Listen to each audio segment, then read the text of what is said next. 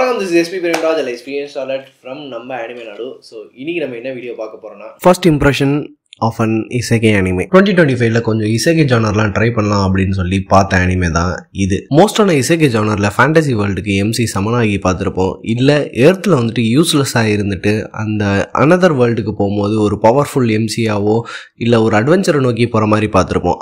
ஆனால் இந்த அனிமேல இசைக்கை கான்செப்டே வந்து டோட்டலாக டிஃப்ரெண்ட்டாக யூஸ் பண்ணியிருந்தாங்க. இந்த அனிமே நேம் தான் head hunted to another world, from salaryman to big four. டீமன்ஸும் மான்ஸ்டர்ஸும் இருக்கிற வேர்ல்டில் டீமன் கிங்கே, அதாவது டீமன் ஓவர்லார்டே வந்து சமன் பண்ணுறாங்க நம்ம எம்சி உச்சிமுரா டெனோசிக்கி. பவர் ஸ்கேலிங் ரேங்கிங்ல டாப்ல வர்ற மாதிரியோ இல்லை ஓவர் பவர்டு எம்சியாவோ ஆவான்னு பார்த்தா அதுதான் இல்லை. டீமன் கிங் பிக் ஃபோர், அதாவது 4 ஹெவன்லி கிங்ஸ் ஆஃப் ஆர்மியில் நீ ஒன் ஆஃப் த மெம்பராக ஜாயின் பண்ணிக்கோ அப்படின்னு டீமன் கிங்கே வந்து அவனோட பாஸ்ட் லைஃப், அதாவது எர்த்தில் இருந்த லைஃப்பை பார்த்து அவன் ஒர்க்கில் வந்துட்டு அவன் எவ்வளோ இன்ட்ரெஸ்டடாக இருக்கான், அதில் என்னென்ன பண்ணான், அதில் எவ்வளோ உண்மையாக இருந்தான் அப்படின்றதுக்காண்டியே வந்துட்டு செலக்ட் பண்ணியிருக்காரு. உனக்கே தெரியாது உன்னோட வேல்யூ என்னன்னு. அங்கதான் சுப்பீரியர்ஸ்லாம் உன்னை வஞ்சிருக்காங்க, உன்னை ஒழுங்காவே மதிக்கல. ஆனா இங்க அப்படி இல்லை, எனக்கு உன்னோட டேலண்ட் தெரியும். ஸோ இந்த டீமன் கிங் ஆர்மியோட எல்லாரையும் ஜாயின் பண்ண வைக்கிறதுக்கு உன்னோட எர்த்தில் இருந்த ஸ்கில்ஸையே வந்து நீ யூஸ் பண்ணு, அதுதான் இங்க எனக்கு தேவைப்படுது அப்படின்னு அவனுக்கு ஒரு ஸ்பேஸும் அவனுக்கு இந்த பிக் ஃபோர் பதவியில வந்துட்டு ஒன் ஆஃப் த பதவியுமே கொடுக்குறாங்க. இதுல ஃபன்னியான விஷயமே என்னன்னா, எம்சியை வந்து ஒரு ட்ரக் அடிச்சிருந்தா கூட பரவாயில்ல அப்படின்னு சொல்லி நம்ம மனசை தேத்தி இருந்திருக்கலாம். ஆனா ஒரு ஸ்கூட்டர்னால அடிபட்டு தான் இவனை சமன் பண்ற மாதிரி ஆகி போயிருச்சு.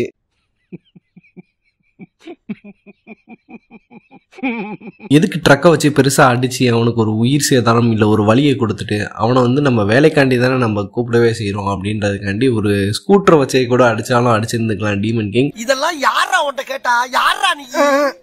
வழி வந்து லைட்டாக இருந்துட்டு இங்கே சமன் ஆகணும் அப்படின்ற மாதிரி பிளான் பண்ணி இருந்துருக்கலாம். ஆனால் இதுலேயே வந்து அந்த டீமன் கிங்லாம் சொல்லுவார், லைக் உனக்கு இந்த ஜாப் பிடிக்கல அப்படின்னா கூட நீ வந்து அதை வேண்டான்னு டிக்ளைன் பண்ணலாம் அப்படின்ற மாதிரி. உங்களை மாதிரி மனுஷன்லாம் இருக்கனாலதான் கொஞ்சமாச்சும் மழை பெய்யுது.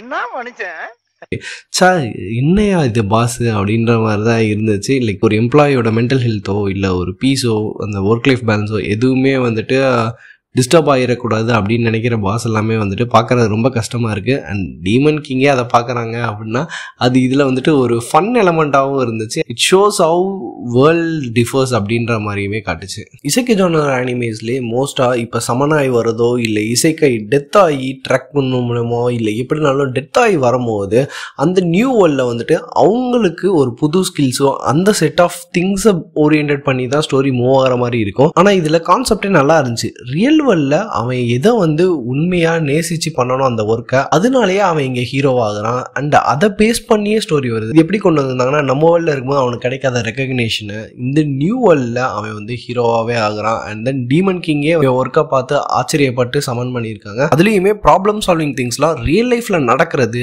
அண்ட் அதுக்கேற்ற மாதிரி சால்வ் பண்றது எல்லாமே செமையா காமிச்சிருந்தாங்க. இது வந்து நமக்கு ஒரு லைஃப் ஹேக்ஸ் மாதிரியே இருந்துச்சு. நம்ம பார்க்கும்போது இது நம்ம லைஃப்க்கு கூட ஏதாவது ஒரு பிளேஸ்ல வந்து நமக்கு உதவு கூட செய்யலாம். அண்ட் அந்த ஒரு அட்மாஸ்பியர் வந்துட்டு சூப்பராக காமிச்சிருந்தாங்க. அந்த எம்சி திங்க் பண்ணும்போது அந்த ஒரு பார்ல போய் உட்காந்துருக்கிற மாதிரியும் அவனுக்கு ஒரு பார் அட்டெண்டர் சர்வ் பண்ற மாதிரியும் அந்த ஸ்பேஸ்ல வந்துட்டு லைக் எப்படி வந்துட்டு ஷெர்லாக் ஹோம்ஸ்ல அந்த மைண்ட் பேலஸ் அப்படின்ற மாதிரி இருக்குமோ இவனுக்கும் ஒரு தனியா ஒரு மைண்ட் பேலஸ் மாதிரி அந்த இடத்த வச்சிருந்தாங்க. அவன் ப்ரீவியஸ் பாஸ் எல்லார்கிட்டயுமே வந்துட்டு இவன் ரெகக்னேஷன் வாங்காம இருந்தாலும் டீமன் கிங்கை ரெகக்னைஸ் பண்றது எம்சி அவன் லைஃப்ல வின் பண்ண மாதிரி ஒரு இது காமிச்சிருந்தாங்க. If your girl is red hair and sundari type of character அப்படின்னா அது வந்து கண்டிப்பா வந்து ரியாஸ் கிரெமோரி கிடையாது, இட்ஸ் ஒல்மன்ரா. உச்சிமாருக்கும் ஒல்மன்ரா கூடிய சீன்ஸ் எல்லாமே வந்துட்டு செம்ம ஃபன்னாகவும் அது ஒரு ஆஃபீஸ் ஸ்பேசஸில் நடக்கிற திங்ஸ் மாதிரியே கொண்டு போயிருந்தாங்க. லைக் ஒரு புது எம்ப்ளாயி அப்ளை பண்ணும்போது இவனுக்கு சுற்றி காட்டு இல்லை என்னென்ன திங்ஸ்ன்னு சொல்லு அப்படின்னு சொல்லும்போது அவங்களுக்கு ஒரு பெர்ஸ்பெக்டிவ் இருக்கும், இவனால் இது பண்ண முடியாது அப்படின்ற மாதிரி. அண்ட் உச்சிமுராவுமே அவனோட ப்ராப்ளம் சால்விங் ஸ்கில்ஸ் மூலமாக உல்மன்ராவோட ரெஸ்பெக்ட் அனிமேஷன்ஸுமே ரொம்ப ஃப்ளாஷியாவோ இல்லை ரொம்ப என்ஹான்சிங்காக இல்லை சட்டிலாக இருந்துச்சு. ஒரு எபிசோடுக்கு ஒரு ப்ராப்ளம் சால்விங் ஸ்கில்ஸ் வைக்கணும் அப்படின்றதுக்காண்டியே எபிசோடு வந்து ஸ்லோ ஃபேஸிங்காக போகிற மாதிரியே ஃபீல் ஆகுது. மற்றபடி I am really invested for this. இன்னும் இது எப்படிலாம் கொண்டு போகிறாங்க அப்படின்னு உண்மையிலே ரொம்ப ஆர்வமாக இருக்குது. அண்ட் ஒய்ஃபூஸ் எல்லாமே வந்துட்டு இதில் நிறைய கிடைப்பாங்கன்னு நினைக்கிறேன். Monster waifus we are getting here. ஒரு ஹார்ட் எல்ஃப் இருக்குது அண்ட் விதவிதமான என்ட்ரன்ஸ்லாம் கிடைக்குது. ரூல் 34 ஆர்டிஸ்ட்டுக்கு ஒரே குஷி தான் போல நேரம். இப்போ வரைக்கும் 2 எபிசோட்ஸ் பார்த்துருக்கேன் அண்ட் 3rd எபிசோட் வந்திருக்கு. ஸோ பார்க்க போகிறேன். நீங்கள் பார்த்துருந்தீங்கன்னா எப்படி இருந்துச்சு அப்படின்றத வந்துட்டு கமெண்ட் செக்ஷனில் சொல்லுங்கள். உங்கள் சாலரி மேன் லைஃப், அதாவது நம்ம லைஃப் அதில் வந்து எப்படிலாம் உங்களுக்கு வாழ்க்கை நடந்துக்கிட்டு இருக்கு அப்படின்னு எதாவது ரேண்ட் பண்ணணும்னா கூட கமெண்ட் செக்ஷனில் சொல்லுங்கள். I will be checking all the comments. இது போன்ற ஆனிமங்க கண்டென்ட்ஸ்லாம் பார்க்கணும்னா like, share and subscribe to நம்ம அனிமே நாடு. For the weebs by the weebs. お前らありがとうございました。サンキュー。